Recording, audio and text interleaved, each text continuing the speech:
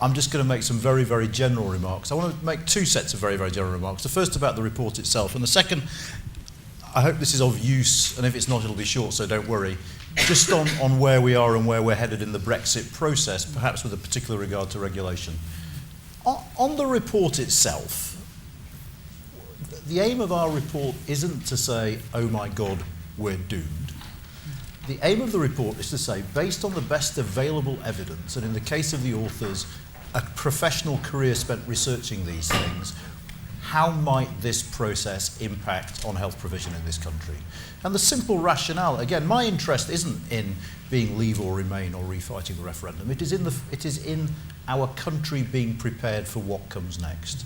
So simply in a spirit of we'd rather be forewarned because then we'll be forearmed, the point of this report is to point out to the relevant authorities, these are the kinds of things you need to be thinking about now, because even though they might not all happen, some of them may, some of them probably will, and in that case I'd rather our authorities were ready for them. So I just wanted to clarify that, because of course in this day and age anything you say about Brexit is immediately misrepresented and misinterpreted as something it's not. That's what we intended it to be. Okay. Point two, where we're at. We are at a crucial juncture in the Brexit process now, and it seems to me that over the next few days, because it's days, there are lots of apparently insolvable issues that need to be solved for us to move on to the next phase. The Northern Ireland issue, I do not know how we solve that, and Mark's going to talk a little bit about the specifics of drugs in Northern Ireland. There will either be a fudge or there won't be an agreement, it seems to me, at this point, because of the politics on both sides. We have to pin down the details of transition, though that too is very hard to do in two ways. One, because internally it's very hard to know how someone can basically act as if they're in the single market and the customs union and not be a member state. There are legal wrinkles around that, to say the least. And secondly, because of all the external agreements that won't carry over, but if they don't carry over, our role in the single market and the customs union will be compromised because we'll be trading on different terms with third countries than the 27, which, again, won't fit. Now, and this has to happen because, and this applies to pharma as well as every other sector of the economy, businesses have been saying from day one, we need at least a year. And if this doesn't happen, if there is no transition deal in March, then I suspect that the business reaction will be the greatest one we've seen yet since the referendum, because they're pinning their hopes on the fact March 2019 isn't when the current situation ends. And if that starts to be cast in doubt, we will see a reaction from businesses in terms of, I think, not just investment decisions taken on the sly, but people speaking out saying, actually, this is the point at which we have to push the button on contingency plans. It seems to me that because of these sorts of pressures, the two extremes of the Brexit scenario map have become slightly more likely of late. And the two extremes are we crash out with nothing or we don't leave at all. I still think they're not as likely as the median position, which is that we leave and negotiate some kind of trade deal. But I think the likelihood of the two extremes has gone up slightly of late. But I think even if we assume, so think about it, we get to October, this meaningful vote that will be meaningless. It will be meaningless simply because, one, there won't be a trade deal to vote on, there will be a statement of aspirations. This government promises to negotiate a dead good trade deal, honest, is what we're going to have by then. And it'll be very hard for Conservative MPs, particularly Conservative MPs who genuinely, whether rightly or wrongly is not my place to say, but who genuinely think that John McDonnell is a bigger threat to the economy than a hard Brexit. It will be very, very hard for Conservative MPs at that point to vote against their party. So my suspicion is this process will roll. I know there are campaigners trying to stop it, and campaigners have every right to do what they want. My hunch at the moment is that's where we'll be. But then real problems start. And let me just say three of them before I finish. Firstly, we have a transition deal that looks like it will end in December 2020. That is not long enough. And I have not met anyone who has the first clue how you extend it. You absolutely cannot extend the transition period using the Article 50 mechanism. You can't do it in a locked room in Brussels by qualified majority vote. You almost certainly have to do it by unanimity and parliamentary ratifications in 27. That puts our fate in the gentle, loving hands of Viktor Orban. Everyone will want something out of a unanimous vote in the Council of the European, between the European Union member states. So extending transition will be a nightmare. There is a very real prospect of a cliff edge in December 2020, which pharmaceuticals and other firms will need to start thinking about. Secondly, it seems to me that the EU's negotiating position, and there's plenty wrong with the EU negotiating position. I'm not one of those people who says, the EU is the voice of reason and right, we should just do what they say. I think there are serious issues with how they're approaching these negotiations. I think they're actually being far too cowardly in many ways. They could be more creative. But their negotiating position means essentially we're going to be in the single market, we're going to be out of it. When it comes to the kinds of regulatory issues we're talking about here, there will be no sectoral deals, there will be no halfway houses, for several reasons. One, because they don't want to cherry pick because it looks bad, they say. Secondly, because the practicalities of a partial single market deal are a blinking nightmare.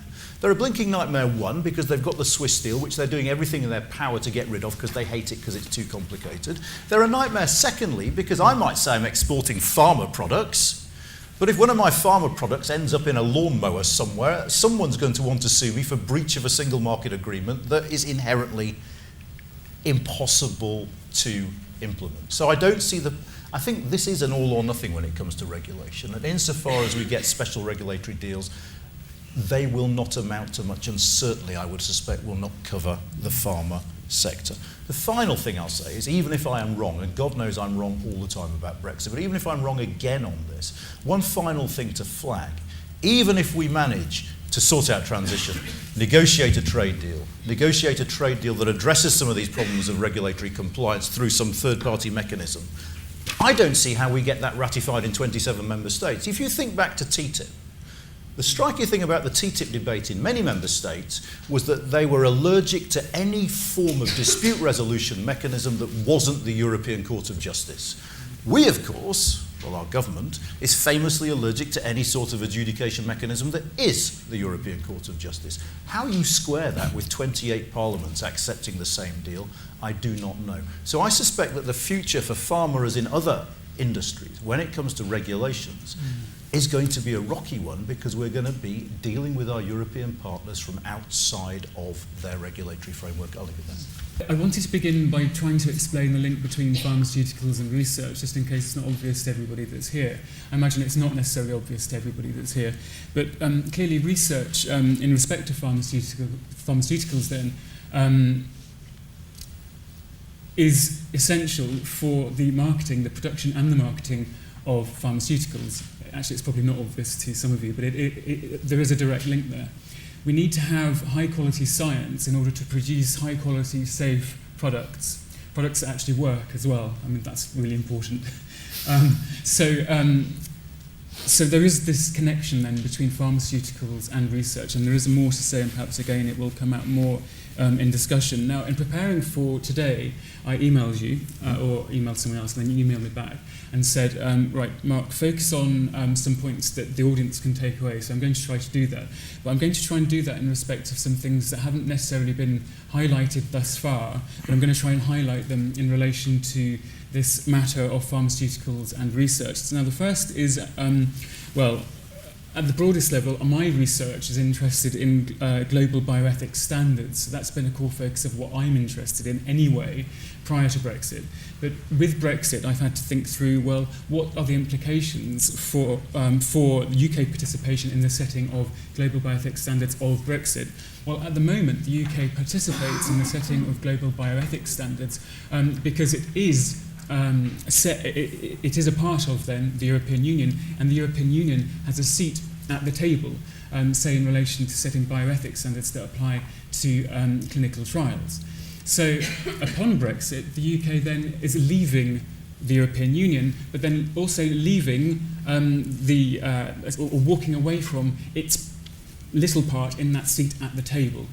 So one thing that's been key, and it's been key in my work as part of the project that I'm working on with both Tammy and Jean, Health After Brexit. So I can't quite remember the exact name right now, Jean. It's not very good advertising, is it?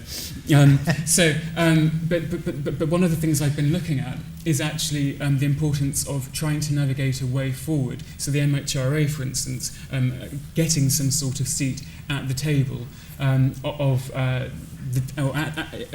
the organisations that set global bioethics standards. So that's at the broadest level then, in terms of my interest. So the key takeaway is that UK regulators must obtain or somehow try to maintain a seat at the top table, not merely be a taker, but also be a maker.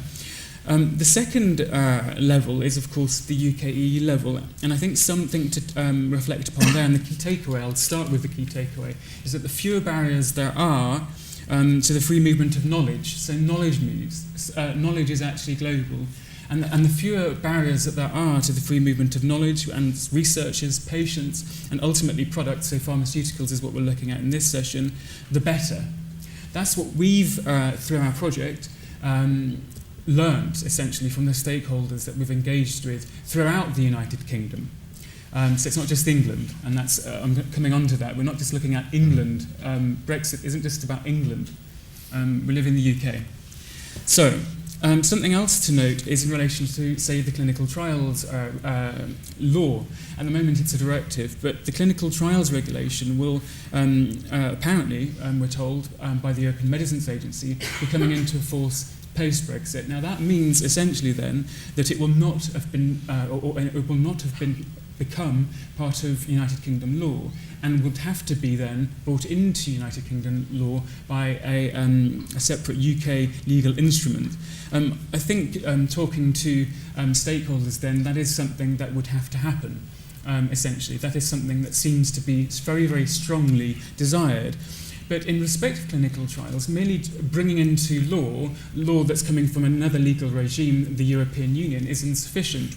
That would not guarantee, say, the United Kingdom, then I'll just speak in those terms, access to the clinical trials portal and database. Actually, that would take some sort of additional agreement and paying in money in order to get access out. Now, this access is really, really important because the UK, if it wants to maintain its position as a leading site for global clinical trials, not just in respect of the EU, but global clinical trials, if it wants to maintain that leading position, so as a lead member state, as actually a reporting member state in the terminology of EU law on clinical trials, it needs to be able to access the portal, the database, in order then to submit data relating to clinical trials, which is relating then to safety and quality, and provides the foundation for the licensing, the market authorization of clinical trials around the European Union. So these things are linked, and there is more detail there, more to say. I'm probably going beyond 5 minutes, sorry. There is something else I wanted to mention, and that is in respect of funding. So funding's obviously a very important aspect of research, and as I've said, research provides the foundation for pharmaceuticals. Actually, something else to mention is that the circulation of pharmaceuticals provides more data that then feeds back into research. So there's a circular relationship here that we have to bear in mind. So we need to participate in terms of clinical trials, but also market authorization for new pharmaceuticals. The two are just interwoven. There are these linkages, so it is really in respect of this area all or nothing, just focusing on those two things. Now, in respect of funding, Horizon 2020, that's the current key funding research programme. That's going to be replaced by something known currently as Framework Programme 9, FP9, you've heard it mentioned earlier. Now, it's important, if Brexit happens, for the United Kingdom to have some sort of at least associated country status in relation to FP9. It's really essential, but it has to be, and I'm going to be using language that you might hear all the time, it has to be, I think, listening to stakeholders, some sort of bespoke arrangement. It has to be a bespoke arrangement because of the significance of pharmaceuticals, of clinical trials to the United Kingdom, and the United Kingdom's leading role in those in Europe, but also worldwide. So there's an argument, that's a good argument to be made for a bespoke arrangement. However, it's not sufficient for the UK, I think, to have then just, well, I've said, any sort of associated arrangement. It has to be bespoke. And in terms of being bespoke, I think that involves actually participation in the crafting of the legal instrument that underpins FP9. So this is based upon law, so this is a legal matter. But then more than that, actually UK participation in the implementation of law, in the decisions on, say, what to prioritise in terms of research, what sorts of research will be given preferential treatment, as it were. for funding. So that's something else really important to mention. I've got one more thing. I didn't want to go on like this. My goodness. I was sat in the audience thinking, gosh, I wish they'd let everyone else speak. But anyway, it's my turn. Once you're in these shoes, you see things differently. So looking at Brexit from a different perspective, I've heard an awful lot about England. I live in Northern Ireland. I call it home. So I'm going to focus on Northern Ireland. In particular, but Scotland's relevant. I was before the Scots Parliament yesterday, and it was a really interesting discussion, and it was quite enjoyable as well, actually. But in respect of Northern Ireland, we can see many of the issues relating to Brexit, and I think I'll just leave it after this point, and then we can tease out perhaps, hopefully. So in respect of Northern Ireland, I think that it's true in respect of pharma and research, and just about every other question that we've looked at today, that this question of Northern Ireland, the question of Northern Ireland, it's an ongoing struggle, it seems, for especially English MPs to get their heads around Northern Ireland, its status, even the idea that it's part of the UK. Actually, it seems a struggle for many people in England to understand that. So, but I want to emphasise that we are part of the UK, and that all of the issues we're looking at today are actually, I think, underscored when we look at Northern Ireland, and in particular, then the relationship that Northern Ireland has with the Republic of Ireland, right? So we can perhaps dig into that later. Yeah. As introduced, I'm the Director of Policy in the Medicines Agency. We also cover devices. We are the UK-wide regulator. In terms of, I suppose, my starting point on all of this, I mean, most of the meetings I sit in on Brexit are almost 50-50, emotion on the one hand and law on the other. And I don't think either actually have the answer. And I kind of start from the basis of what's the patient's interest in all of this. And I think that also underpins the key objectives that ministers have set in what's actually the only sector where the UK government has set out what it would like to see post-Brexit, which it did in July last year. And followed up just recently in the Prime Minister's speech. But where, excuse me, 3 priorities were set for a post-Brexit outcome where the UK has been signalling it wants a continued close regulatory cooperation on the basis that there are essentially 3 key tests in this sector. Firstly, and most importantly, that patients can't be disadvantaged. It cannot be an answer in Brexit on either side of the Brexit discussions that somehow patients are not getting the pharmaceuticals and devices that they need. Secondly, and linked to that industry must be able to get their products onto the UK market as quickly and simply as possible. And that reflects the fact that the UK, and for that matter actually interesting in the European environment, Switzerland, are actually the 2 key marginal areas of the wider Europe where the pharmaceuticals agenda is perhaps at its most interesting and cutting edge. And thirdly, that the UK should continue to play a leading role promoting and ensuring public health. Now, that actually picks up the fact that when you look at the UK input over the years into the EU regulatory processes, both in medicines and devices, it's pretty enormous. The UK does 20% of the lead regulation of the new innovative cutting-edge medicines. We're the lead regulator for half of the more ordinary generic medicines in Europe. We've got one of the strongest, if not the strongest, signal system in Europe with the yellow card. We do a disproportionate amount of the inspection. We have corporate knowledge of 30 years of products because the national lead for those products remains the lead responsibility for all those products right through their lifetime. So that's about 3,500 products that we've got the corporate knowledge for. We do the biological standards for 90% of the world's biological medicines. We've got the single largest inspection force, 5 of the most active notified bodies in Europe, 50 to 60% of the CE markings for the highest risk medical devices, are issued by UK-based notified bodies. There's quite a lot at stake here, actually. It needs to be got right.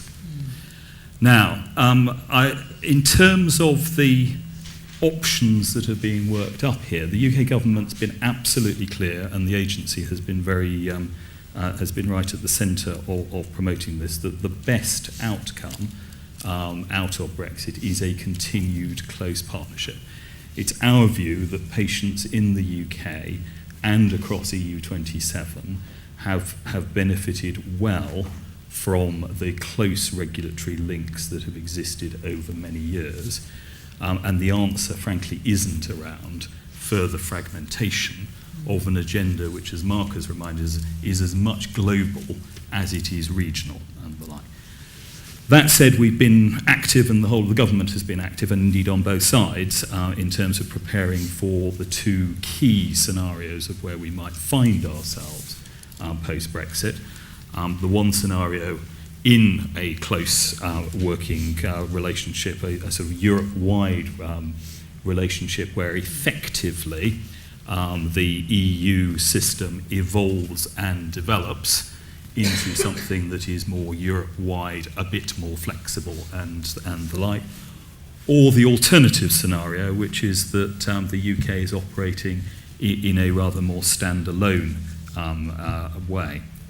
Now, I mean, I think on that, however, even the standalone way, I think it is worth just bearing in mind that certainly on Brexit day one, is not going to be, and indeed cannot be, something that is radically and completely different from the systems that we are in at the moment. Not least because all of the legal preparations for Brexit are all about essentially uncoupling the current regulation and law from its EU base, but putting it back in place in a UK context. Now, as Mark's reminded us, there are certain aspects of that that are a little bit complicated because of the clinical trials and certain implementation dates.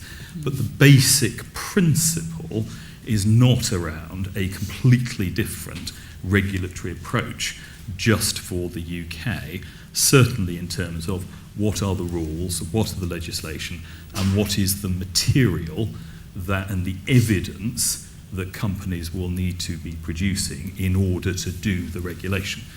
The difference in many ways is actually about what that regulation is, how the judgments are best taken, the speed, the proportionality, etc., etc., etc.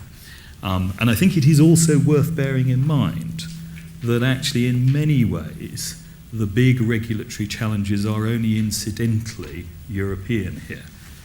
Roughly 40% of the pharmaceuticals that are used in the UK are basically of Chinese and Indian origin. That's the huge regulatory challenge, the huge inspection challenge. Better that we find the way, one way or the other, to be cooperating and collaborating in terms of how we do that. But it is really important that within all of the focus around how do we get right that European dimension of this, we mustn't lose sight of the fact that both the big threats and indeed a lot of the work that goes on in terms of the fundamentals about what regulation is are themselves globally driven discussions. And as Mark's reminded us, a whole set of questions around a future role at the global level in terms of discussions like the International Conference of Harmonisation, etc., etc. Now, that's not in any way, shape or form to say that, sort of some very, very big and important things to get right about the nature of the relationship in that European region in terms of the Brexit discussions. We've got to get that right. And there's a very, very clear message which was right at the heart of the Prime Minister's speech recently in terms of what generally the UK wants, which for pharmaceuticals is about associate membership of that system. Still a bit of clarity, I think, to work through about exactly what does that mean, but that essentially follows up on the messages that have been very clearly there, virtually from the get-go, that the sensible outcome here is a close regulatory framework. And the other messages in that speech around sort of interest in a core mutual recognition agreement, and in many ways, which would cover, for example, devices very well, and indeed devices and the current devices regulatory regime is a very good example of how, if the political will is there, it's not that difficult to solve this problem. Because the devices regulatory framework includes Turkey, it includes Switzerland, and they work as part of that wider process. It is, of course, to European rules and the like, but actually a huge amount of what goes on in regulation and in these systems is actually about the day-to-day decisions that are taken in there. The rules are clearly important, but you've then got the operations of the system and things. So I think the key headline message on all of this is that there is a very important discussion that's going on, and really in many ways now the ball is in the EU27 court to signal what their political will is about that framework. We have to make whatever happens on the Brexit front actually work. But actually the whole direction of travel, whether globally or regionally, sort of has been for many years in terms of how we work effectively together rather than how we fragment, and that's the UK, that remains the UK's commitment in this sector. It's really, I think, a question for Jonathan Mogford more than anyone, and that's about the relationship between the EMA and the MHRA.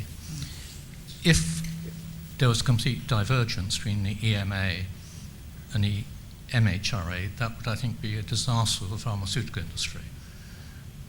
Because if they were separated out and you have to apply to each, in other words, to the EMA to get permission to the license for the EU and MHRA just for the UK, I think that would indeed be disastrous, and it has been said so by many in the pharmaceutical industry. The answer seems to me, and I think you were touching on it, that there should be a mutual recognition agreement between the EMA and the MHRA. There is, I understand, already such an agreement with the EMA and with Canada, with Australia, and no doubt there are others too. Is there something which the MHRA has been in discussion with the EMA? The nature of the negotiation that's taking place is that this is being done at the sort of government level. There are a range of informal discussions that are taking place. We need to be a bit careful, in particular the pharmaceuticals context, about talking about mutual recognition agreements. And the reason for that is that actually pharmaceutical regulation in the EU is not done currently as a mutual recognition activity. It's essentially a peer review activity. So you can imagine how a mutual recognition approach to devices regulation is actually a relatively straightforward way of solving the post-Brexit situation, because that is how the EU system essentially works as the EU system. So a notified body in France or in Germany can issue for a device a CE mark, and that device then becomes legally marketable right through not only the European Union but also the other countries that are part of that process. Now, that sort of approach, that mutual recognition approach, can actually fit quite a number of the activities within pharmaceutical regulation as well. So inspection, for example, quite a lot of the safety vigilance and the like. Fundamentally what you're talking about is the exchange of information about products, and it would be, I think, a rather worrying sign more generally for the nature of the ongoing relationship if we find ourselves in a year's time where we're not even sharing safety information, and the UK commitment is to share that information. It becomes more complex when you're talking about the issues of particularly the licensing of the centralised products.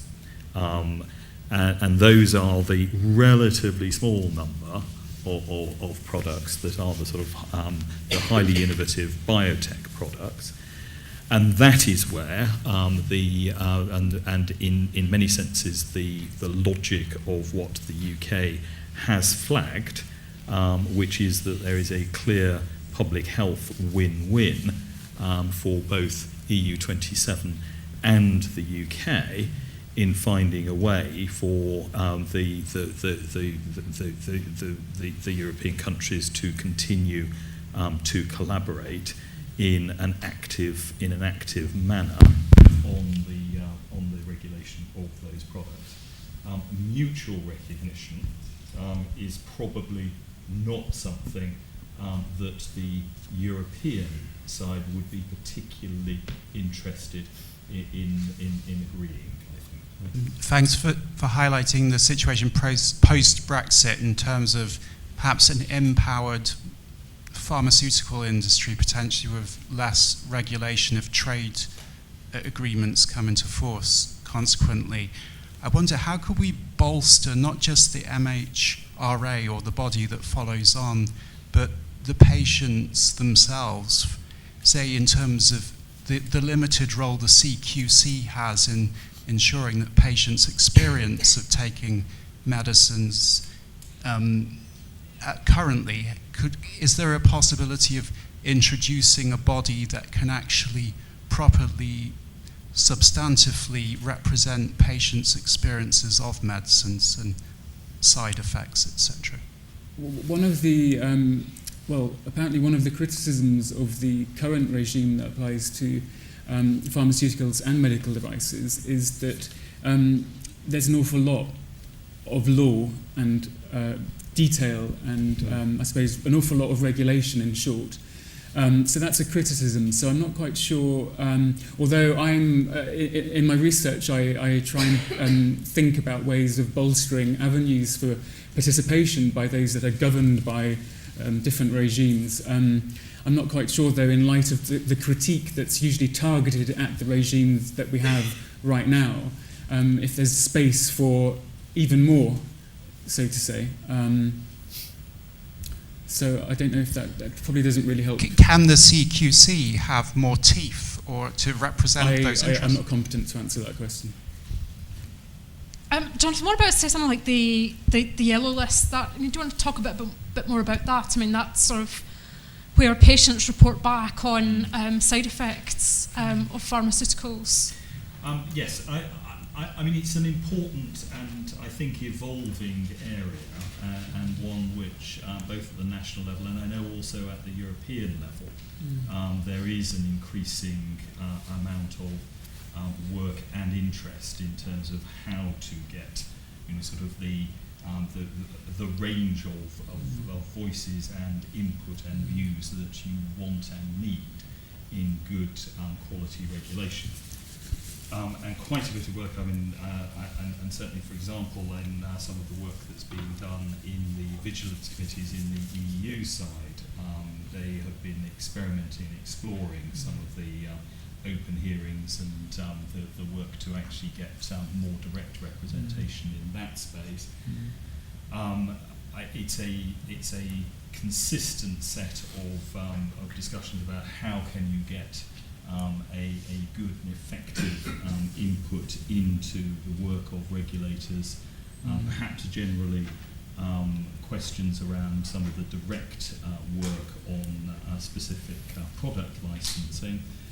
It's always a tricky one to be able to sort of get right.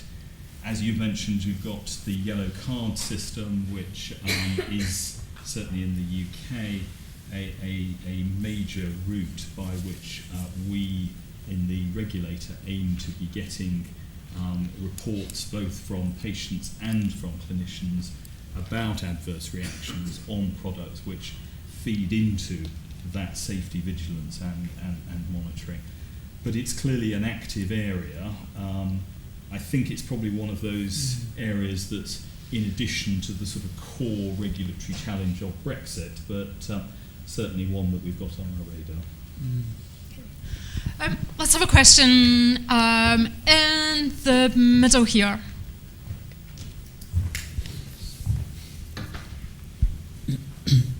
Hi there. I'm Tom Livermore from the Academy of Medical Sciences. And my question, I suppose, is for the whole panel, but particularly directed at Jonathan Mogford.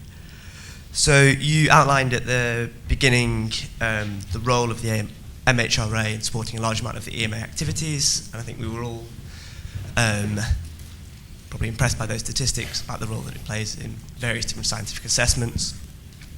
And the MHRA is clearly a very august and well-respected regulatory body. And I'm interested in how to protect that, whatever the outcome of these negotiations is. So whether or not that's the way that the MHRA receives its funding, because I understand that at the moment it's paid on a scale according to the amount of work that it does for the EMA, or in an alternative scenario where there's a sort of mutual recognition system, the way that the prestigiousness of the work that the MHRA does can be maintained to conserve that workforce and expertise which the MHRA particularly relies upon. So in either of those two scenarios, how do we protect that esteem of the MHRA? So Jonathan, that's really one for you there. Do you feel threatened in the MHRA? Do we feel threatened? I think we don't enter. Gosh, this is all. Those batteries are working even better, I think now. We don't enter into the discussion on the basis of how to protect the MHRA as such. I think our concern in this is what is going to be the best way to ensure that public health can be protected through what is likely to be a turbulent time. We are also conscious that in, if you like, the way that the regional and global system is currently structured, a lot of the input and focus of the agency is in the context of that wider contribution into a Europe-wide enterprise.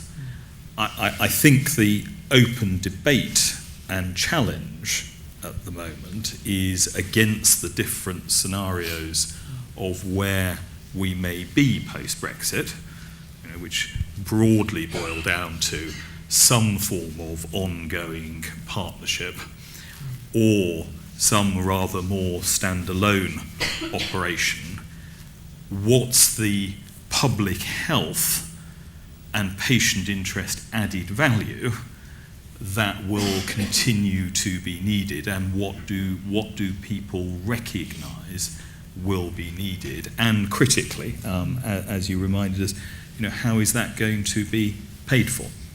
So you could envisage, for example, sort of if we do find ourselves in some of the rather more standalone environments, that it might not just be standalone. I mean, we might look at whether there are options for alternative networks to work in. There are indeed half a dozen other global regulators that sit alongside, if you like, the two regulators that essentially govern access to the major rich markets of the world, the FDA and the EU, but you've got a number of other markets and the like. So I think there's quite a lot of different permutations of where things might get to, and in some senses, value in, I was going to say playing around with this a little bit, which sounds a bit flippant, but sort of the image I have in many ways is that there's a kaleidoscope that's kind of moving in here, and Brexit actually is a bit of a kaleidoscope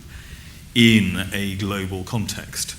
Mark mentioned we make quite a lot of input into global debates currently through a European process of doing that. Well, there is an open opportunity, I think, to be thinking, if we are in sort of certain situations, well, maybe there's a different way to be making those sorts of contributions.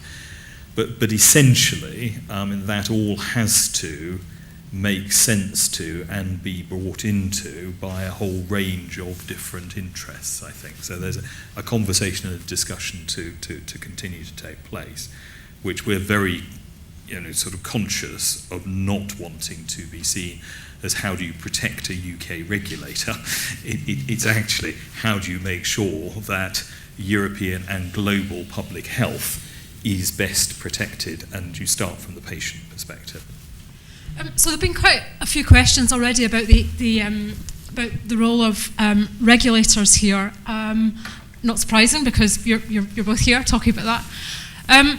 But I'd actually like to talk about the pharmaceutical industry now. And so we had a couple of members in the audience who come from the pharma industry, and I'm really keen if one of you or two of you would be willing to talk about what Brexit, what the effect is having on your companies. And if you're shy, we'll get Anand or someone else in the audience to talk about that. But I'd really love to be able to hear from the people who are here from the pharmaceutical industry. Are you willing to speak up about that? Oh, those hands that were up earlier have gone down. Would you like to talk about the what's happening in Scotland? I think with Merck, we spoke over lunch, didn't we, about. Well, also, I was at the Scots Parliament yesterday, and there was some discussion of this question as well. So I don't know if you want me to say something. So we're going to hear about pharmaceutical companies in Scotland. Thanks very much. I mean, it's not just an issue for Scotland, but the issue of quality control and batch release of drugs that either have been made within the UK or may indeed have been imported from elsewhere and are destined from the EU. As you were saying, 45 million packs go to Europe and 37 million packs come to here. Not all of those 45 million were produced here. Some of them will have been imported. So one of the things that is done, certainly Scotland has several centres in-house in companies like GSK, but Merck have got 3 bioresilience centres, and I'm sure it's the same across elsewhere in the UK, who actually test the quality of the drug and batch it up. So if you look at your packet, there'll be a little thing that says lot release, batch number. That, at the moment, must be done inside the EU. And so, like some of the other kinds of jobs and industries, we're talking about something that is in danger of simply having to move across. And we're actually already seeing that. And the problem is, it can start to take other jobs with it. You know, we'd be better all being in one place. And it certainly means in the future, if you have a big multinational who might want to expand in Europe, they're not going to come here. They're going to go to mainland Europe. So it's more an industry thing rather than a patient thing, but it's part of this drift of the industry away, which has worked with academia, which has been part of why we're so strong in pharma. Anand, would you like to comment? Well, I was going to say, Mark was saying he was talking about it in the Scottish Parliament yesterday. So. Yeah, right. and anecdotally as yes, well. It was anecdotal, yeah. yes. So actually, before there was a meeting of essentially the Scottish Parliament's Health Committee yesterday, and so I was the lawyer, and then there were some other people there, and they were really talking about things from their point of view. So they emphasised that what they had to contribute was largely anecdotal, but nevertheless it constitutes evidence because it's actually happening, right? But perhaps we don't know the scale and things like that. So we need more. We need actually more research. But they pointed out, for instance, that say in respect of networks, right? So we're talking about pharma and we're talking about research, but in terms of the actual research networks, it takes people to do the work, right? And mostly, a large part of that workforce, the people involved in actual research in order to then provide the basis for pharmaceutical production, say.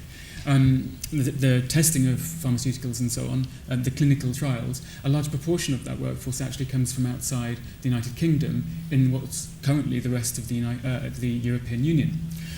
So they pointed out to me, not me actually, the committee, they were giving evidence to the committee that essentially what's happening is that those networks are fragmenting. UK and Scots leadership of those networks is starting to disintegrate. I think that's probably the way to put it. Others are taking the seats of the chairs or the lead teams. So that's a problem, clearly, for Scotland, for its very high level, high class, world-leading research, but also then for the United Kingdom. So that was one thing that was mentioned. There are some other things that were mentioned, really, that were around workforce. But something else that was emphasised was the extent to which, I'm not sure if I'm getting off topic here, but the extent to which the United Kingdom benefits disproportionately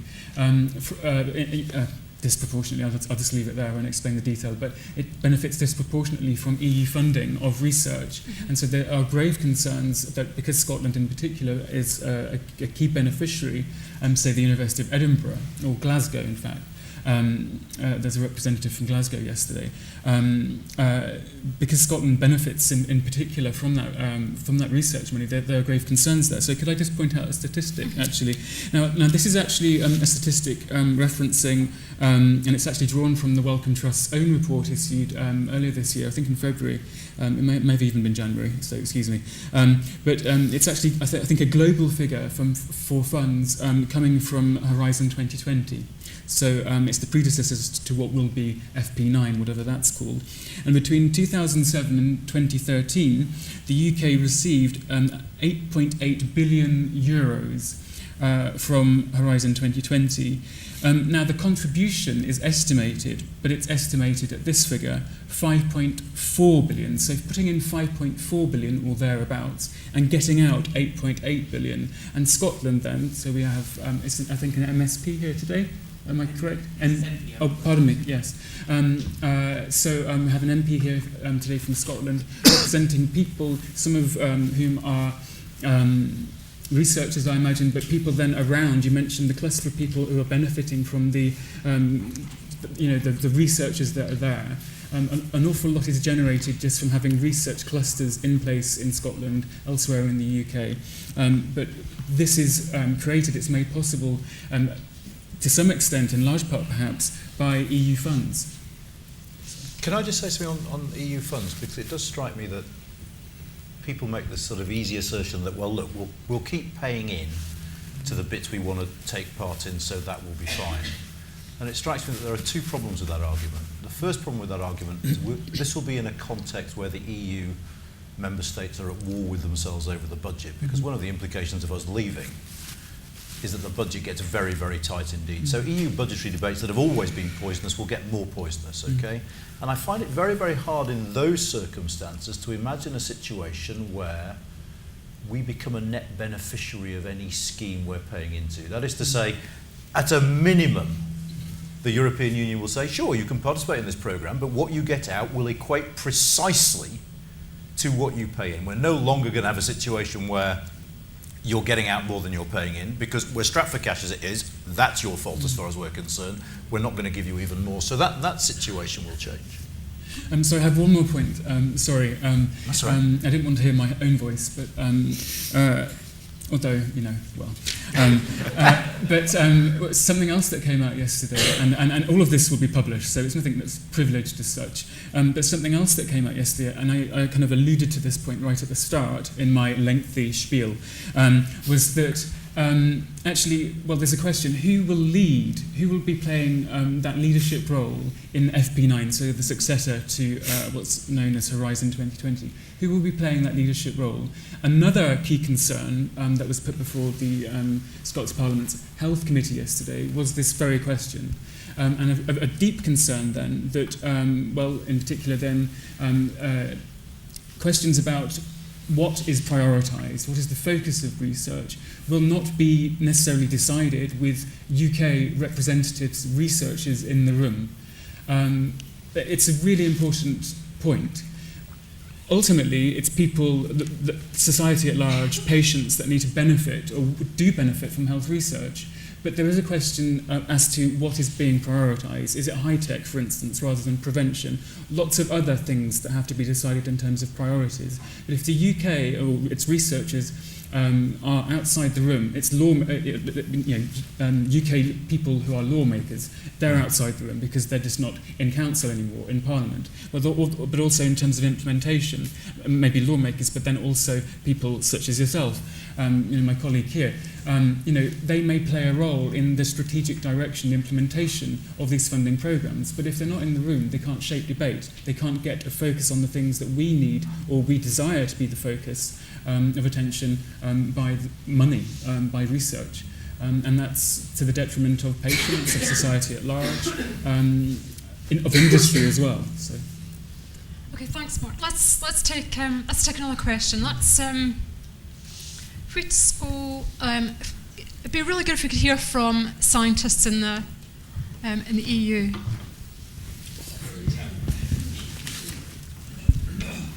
Hi, Mike again from Scientists for EU. I would like to make a point about that 5 in and 8 out. I have been trying to kill that argument since 2015 when we first set up. It is not about getting more money out than we put in, because as the point was made at the time, we are a net contributor, so if we're not paying in, then we can just pay our own money. That is not the issue, the amount of money, that we are taking money from other people. The point is what it facilitates, and it returns more value than that money spent through our own national routes, even though our nation is top of the world for bang for the buck.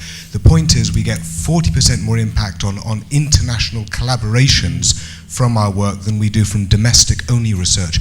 When we put that money into a common pot, also paired up with a common regulation and policy, then that means across the continent we can put together dream teams of whoever we want to fit together those jigsaws for those perfect pictures to do the world-leading research. If we are not paying into that pot and not participating, then we can't be part of those stellar multinational projects, and over 60% of our research output is now in international collaborations. We would be a third country. That would mean we could participate in these programs playing second fiddle, but here's the key thing. If we are not a full associate member, then we cannot be leading some of these multinational teams, and maybe if we're not participating in the European Research Council grants, which allows people from all over the world to come and work in the UK on European projects, then basically through both of those routes we can't attract in the top people that want these Gold Star ERC grants and that want to be able to lead multinational programs from the UK. And that's the real killer for us, as well as some of that policy voice. But the main thing is that extra level of facilitation of the kind of grants that you can do and lead. That's where it really, really hurts. It's not the money thing, it's the networking thing. And the networking and opportunities opened by being a full player are absolutely fantastic for any researchers that want to be in this country. Okay, thanks. Really great point. We'll take one point there, and then we're going to go up. We'll go back up. Yes. Sorry. I know there are lots of people who've got their hands up, so I'm aware you've got your hand up, but you asked quite a few questions this morning, and there are lots of other people. So please.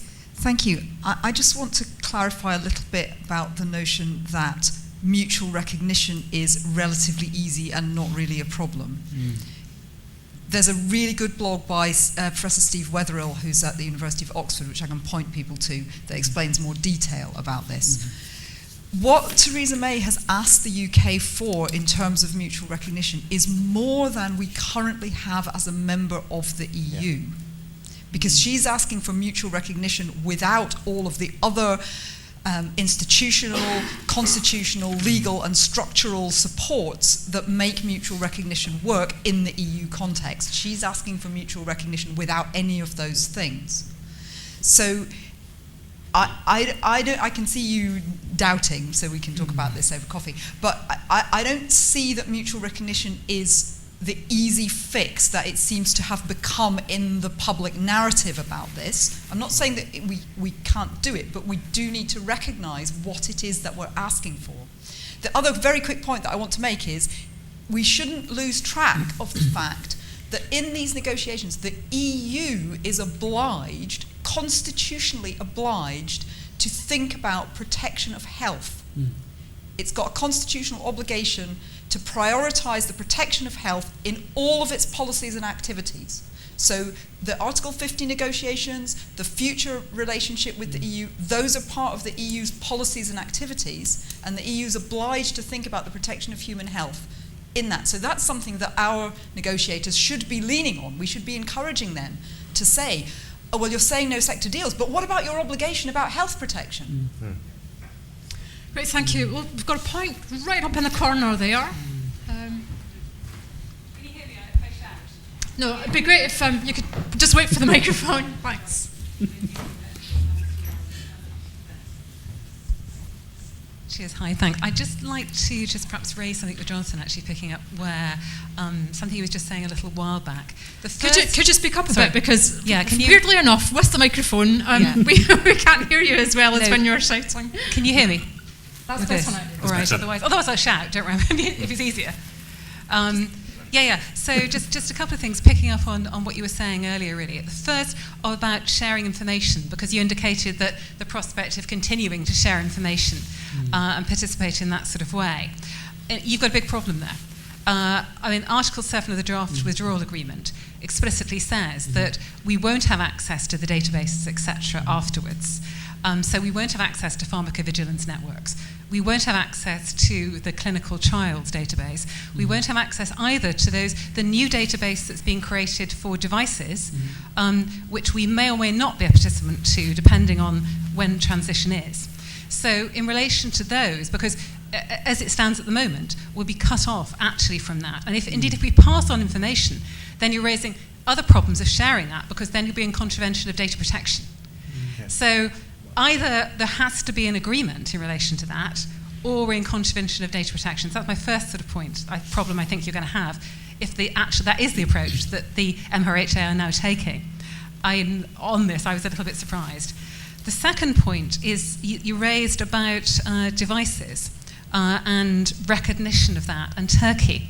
Now, my understanding is evidence given to the Health Select Committee by Professor Anand Fraser of the University of Cardiff, who's spent his life actually working in devices at European level and other things, has stated that Turkey there isn't a separate agreement as such.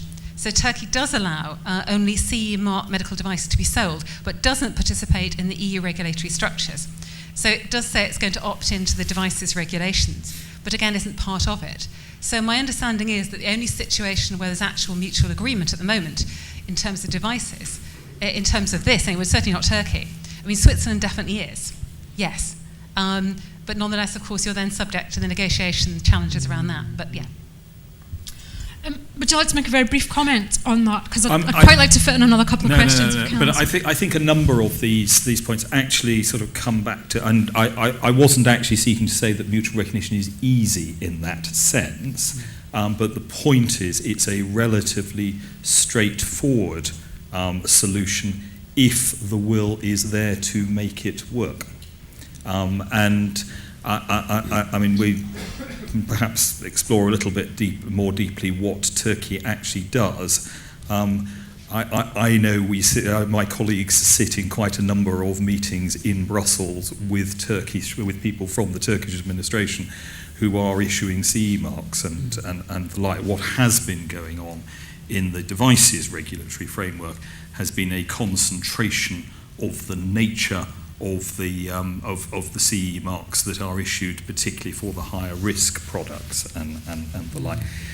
But to a certain extent, all of these practical questions actually root back to a fundamental one of intention and policy and politics here, which is what do people want to happen here, and if the will is there to make a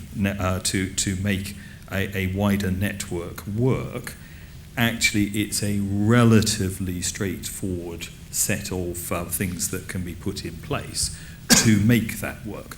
The issue fundamentally is what is the will, and what particularly does EU27 and the Commission, and can we find an agreement on what is it that we're trying to do here? Hi, Sam Alvis from Wellcome. I'd like to thank Mark for plugging our report as one of the authors. It's nice to hear that people are reading it, and I urge everyone else to go read it, and I'm happy to answer any questions on that if in the coffee break if helpful. I think one of the things that we haven't talked about that would be good to hear the panel's opinion on is sort of pre-competitive regulation and pre-competitive cooperation. So things like open access within the research of Horizon 2020, sort of talking about these research policies, these research standards, ethics, things like the use of animals in research, where traditionally the UK has played a leading role in setting those EU standards and where our expertise have helped there. And I understand that from the EU side, the political will might not be there, but as Jonathan said, I really think that there is more so on the research side before you get into the pharmaceutical side, much more of a mutual benefit where there's less to gain from the EU side for taking our researchers, taking the money that we get, for example. Anand, would you like to comment on that at all, or? I know nothing whatsoever about that, so I'll let someone else. I mean, if I can, very, very quickly, just going back to what Mark says, it does seem to me like I go to an awful lot of these conferences, far too many for my own good, where people discuss a sector, and there's a kind of sectoral functionalism kicks in, where people say, in the way that Jonathan did, well, if there's a will, there's a way, which is obviously incontrovertibly true. But neither side in this negotiation is starting from how do we make those functional connections that will make sectors work. Both sides are starting from what will we not accept. All right, so both sides are starting from a set of red lines. They're not starting from the presumption that it is a no-brainer, we should trade, we should deal with each other to the greatest extent possible. Both sides say, on the one hand, no court, no single market, no customs union. On the other hand, no cherry picking. And actually the space that's left, once you've coloured in all your red, is very, very limited. And I do worry a little bit listening to the debate today that the mismatch between the practitioners on the ground for whom it's sort of, well, obviously they're not going to harm public health, the economy, the NHS, and what's happening at the political level where a whole host of political principles are going to do precisely that. It's almost as if when it happens it will surprise us, and it shouldn't, because it's all there. I mean, if you listen to the political debate, it is perfectly obvious that some things like mutual recognition and the way that Tamara was talking about just can't happen because the two sides have said, as a matter of principle, no. Okay. Well, can I just say on behalf of the UK government, pharmaceuticals is one of the areas, and indeed it may be the only area, where the UK government has said what it wants from an early stage, that it does want a close regulatory partnership, and that is entirely possible to do with very little legal creativity on the part of a negotiation, even within the red lines, if you're actually looking at two sides that are prepared to solve the problem. But only, but only if you only look at one side's red line. Both sides have got red lines. So, you know, it's all very well us saying, these are our red lines, if you could only be flexible, we can fix this. But the EU isn't saying fine, the EU is saying, these are our red lines. Yeah. And it's the space that's left in between that makes it problematic. I think... are not just politically determined, it's not just about having a political will. Right.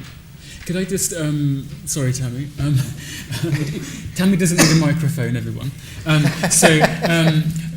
In terms of this, a statement, you know, in terms of what the UK government is saying, I mean, I don't know if this is, somebody correct me, maybe you can, maybe somebody else, but I think the UK government has said, we want regulatory alignment, that's what they want, but then some way down the road, something else, divergence, deviation, UK as deviant, interesting. But from the EU side, that's a massive red line. If the UK wants to trade on equal terms, it just won't happen, right? I think that's the UK government's position. So, I mean, what you said is only really the starting point, actually. There is more. I think we're clearly getting into a sort of area of debate here, so this is probably a good time that we have to break for coffee. Can I just ask one just really quick question from all of you. Does Brexit offer any opportunities to the UK pharma industry or life sciences industry? Really quick. Who wants to go first? Jonathan? In a sentence. In a sentence, my goodness me. I think there are more things we need to get right from a public health point of view than opportunities, but nevertheless, whatever the outcomes are, one of the quite interesting things about Brexit is it does also challenge all organisations and institutions, sometimes on some things that could well be done even within the existing legal frameworks. Mark, you're thinking in a sentence. Any opportunities? I've heard tell of opportunities. I'm not quite sure what they are. They haven't really been clearly, as far as I can tell, they haven't been clearly articulated, including by, I think, a former head of the MHRA. I think there were suggestions of perhaps regulatory simplification.